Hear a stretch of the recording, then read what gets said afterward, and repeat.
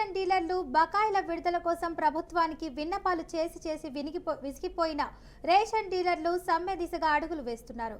October 1 నుంచి రాష్ట్ర వ్యాప్తంగా రేషన్ దుకాణాలను బంద్ చేస్తామని పేర్కొంటూ పౌర సరఫరాల శాఖకు సమ్మె నోటీసులు కూడా ఇచ్చారు. బకాయిల విడుదల కోసం ప్రభుత్వానికి విన్నపాలు చేసి విసిగిపోయిన రేషన్ డీలర్లు సమ్మె దిశగా అడుగులు వేస్తున్నారు.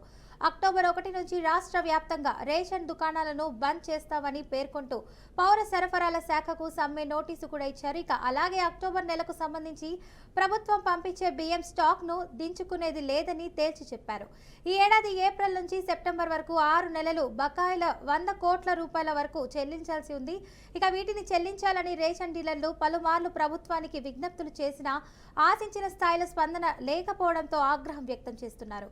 ఇక ప్రతి నెల సొంత ఖర్చులతో బియ్యం పంపిణీ చేయాల్సి వస్తుందని, తమకు రావాల్సిన కమిషన్ రాకపోవడంతో అద్దె కూలీలు, హమాలీ, ఇతర ఖర్చుల కోసం ఇబ్బంది ఉందని వాపోతున్నారు. రేషన్ డీలర్ల కమిషన్ కు సంబంధించిన నిధులను కేంద్రం విడుదల చేసినా రాష్ట్ర ప్రభుత్వం మాత్రం తన వాటా నిధులను విడుదల చేయలేదని తెలిసింది. ఏప్రిల్ నుంచి ఆగస్టు వరకు 75 కోట్ల రూపాయలు, సెప్టెంబర్ నెలకు సంబంధించి 25 కోట్లు పెండింగ్ లో ఉన్నట్లు రేషన్ డీలర్లు తెలిపారు. ఇక 75 కోట్ల రూపాయలతో కేంద్రం తన వాటా కింద 37.5 కోట్లను విడుదల చేసినట్లు తెలిసింది. ఇక దీనికి రాష్ట్ర ప్రభుత్వం తన వాటా కింద 37.5 కోట్లు విడుదల చేయాల్సి ఉంటుంది. కేంద్ర నిధులకు రాష్ట్ర ప్రభుత్వ నిధులు జమ చేస్తేనే మొత్తం నిధులు విడుదలవుతాయి. కానీ రాష్ట్ర ప్రభుత్వం తన వాటా ఇవ్వకపోవడంతో మొత్తం పెండింగ్ లో పడినట్లు తెలుస్తుంది.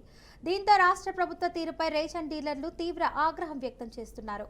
ప్రభుత్వం వద్ద 37.5 కోట్ల రూపాయలు కూడా లేవని నిలదీస్తున్నారు. తమకు ఎన్నికల్లో ఇచ్చిన హామీలను కాంగ్రెస్ అటకెక్కించిందని మండిపడుతున్నారు.